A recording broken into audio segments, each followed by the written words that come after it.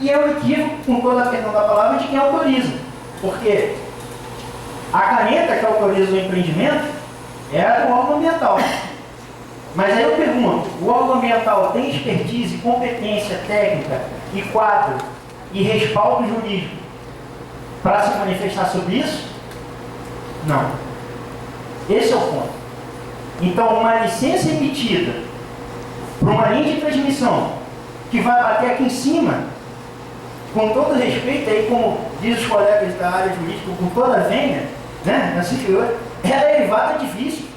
Porque se não se observa isso no processo de licenciamento, e aí não se observa naturalmente por uma série de motivos, ou não se observa porque não quer, ou não se observa, enfim, eu não estou aqui julgando as causas, eu estou apontando os fatos, mas eu faço uma única pergunta: onde está a competência do órgão ambiental, seja ele qual for, inclusive do IBAMA? E eu vou explicar por que essa instituição normativa foi construída, e foi construída em conjunto com o IBAMA, FUNAI e Palmares, com a coordenação da Casa Civil e do Ministério do Meio Ambiente.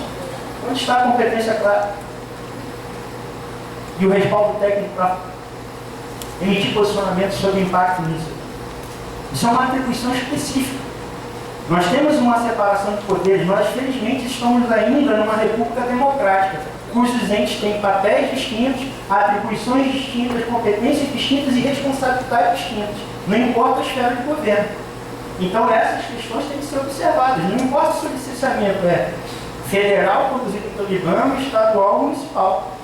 Inclusive, o IFAM, do ponto de vista técnico e político, recomenda que os órgãos ambientais, sejam eles qual forem, consultem os órgãos de patrimônio do âmbito federal e estadual. Afinal de contas, existem bens, esse bem é de importância nacional, mas eu tenho certeza absoluta que existem bens aqui no estado de Roraima que são bens de importância estadual, de valor simbólico e identitário grande para o estado de Roraima, mas que não necessariamente são bens de envergadura nacional, porque não diminui nada a importância desses bens, em absolutamente nada.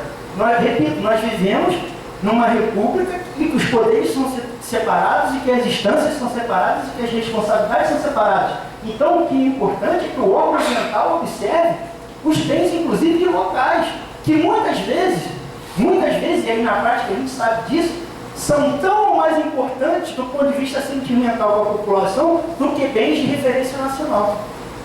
Muitas vezes, e aí eu falo de um estado que eu trabalhei durante anos, que é Minas Gerais, a estaçãozinha do trem, e aí outro minutivo aqui não é nem um pouco pejorativo, como o mineiro gosta de falar, ela é tão mais importante para ele, para aquela cidade, e muitas vezes ela só tem um tombamento estadual, não tem um tombamento federal, do que uma outra estação do trem que o Conselho Constitutivo do IFAM escolheu para tombar.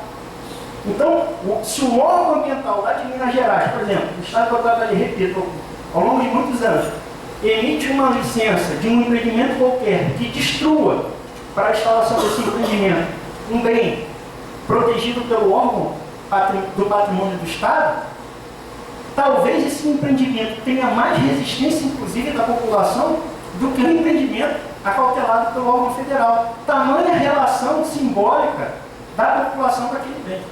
Então, assim, aqui que a gente vive, sobretudo com a questão indígena muito ligada, muito forte, essas questões todas devem ser levadas em consideração.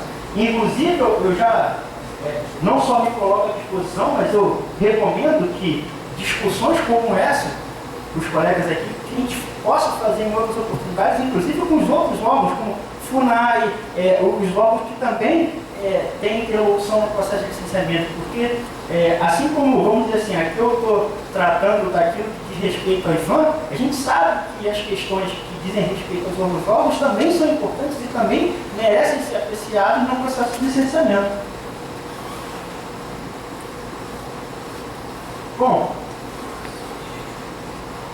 novamente,